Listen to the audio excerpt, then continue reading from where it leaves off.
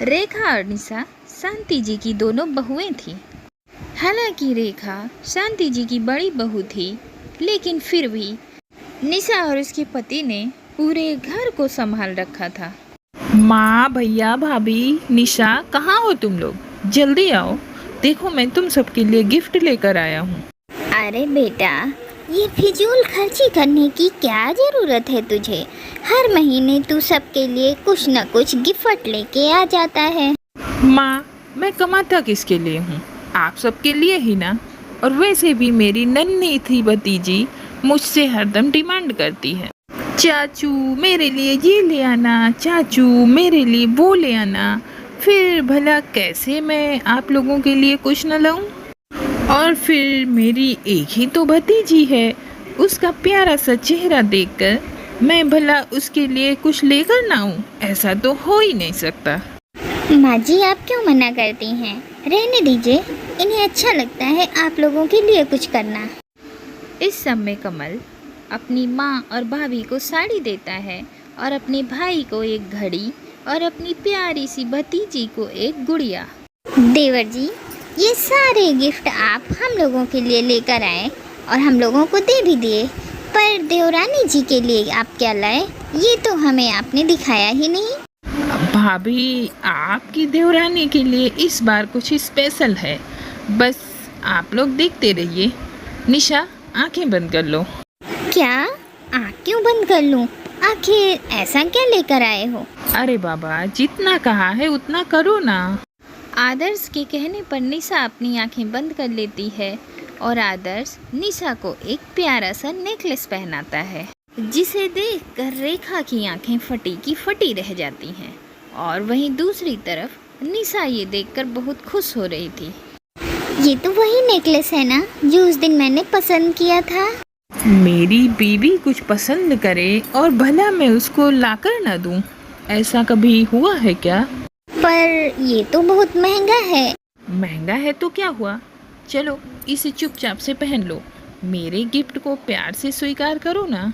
निशा अपना गिफ्ट पाकर बहुत खुश थी, पर शायद रेखा को इन दोनों की खुशी राज नहीं आती। अब रेखा अपने कमरे में गुस्से से जाती है और जाते ही साड़ी पटक देती है। अब उसका पति रतन यह देखकर कहता है, अरे रेखा, ये क्या कर रही हो?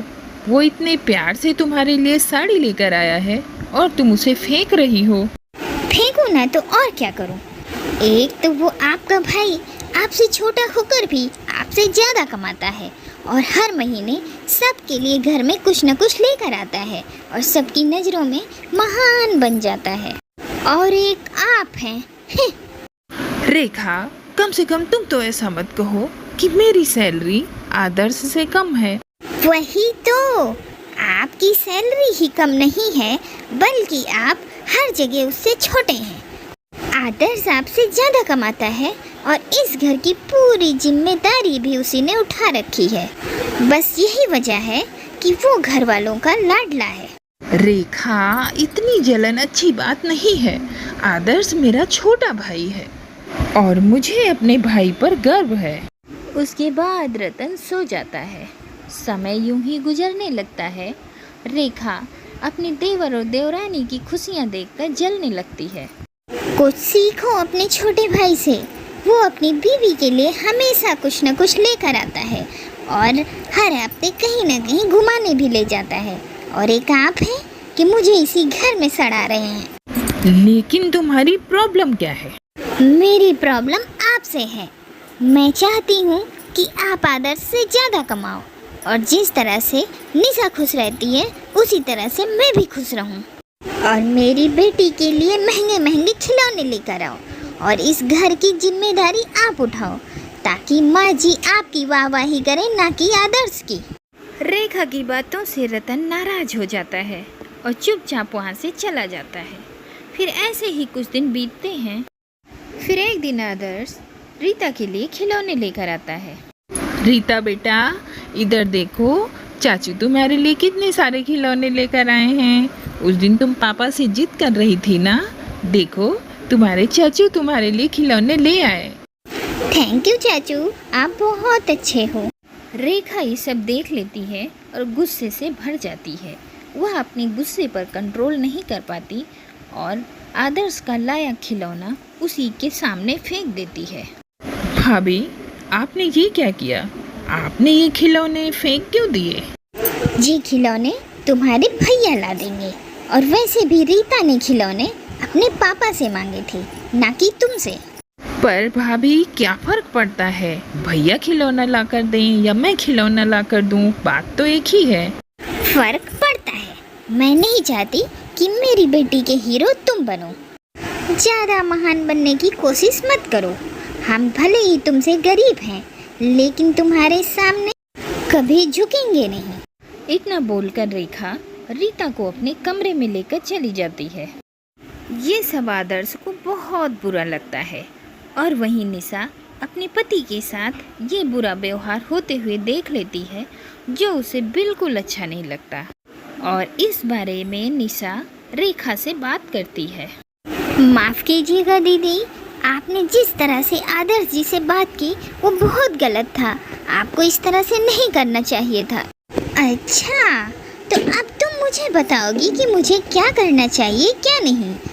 भले ही मैं तुमसे गरीब हूँ, पर तुमसे बड़ी हूँ, रिश्ते में भी और उम्र में भी, इसलिए तुम चुप रहो।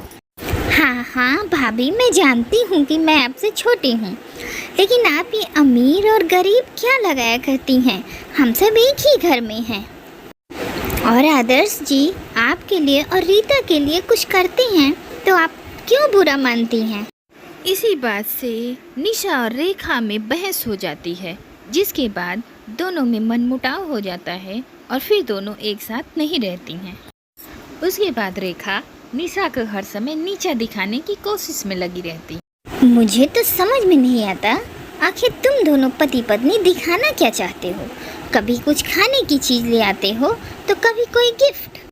अरे रेखा बहू, तू इतनी नाराज क्यों हो रही है? मैंने ही आदर्श को बोला था बाहर से खाना लाने के लिए। वही तो माँ जी, आपको अगर कुछ चाहिए होता है तो आप अपने छोटे बेटे से बोलती हो, क्योंकि आपका बड़ा बेटा तो गरीब है ना, वो ज़्यादा कमाता नहीं है। अरे नहीं नहीं बहू, ऐसा नहीं है, रहने दीजिए माँ जी, मैं सब समझती हूँ। इतना कहकर रेखा वहाँ से नाराज होकर चली जाती है। ये सब देखकर निशा और आदर्श के दिल को बहुत ठेस पहुँचती है।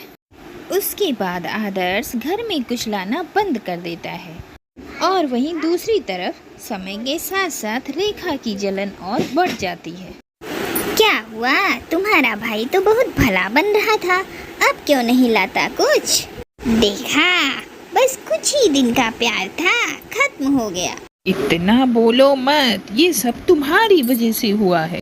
अपनी गलतियाँ हमारे ऊपर मत डालो, ये सब आपका कसूर है, आपकी वजह से हो रहा है। अगर आज आप अपने छोटे भाई से ज़्यादा कमाते तो आज सब आपके आगे पीछे होते।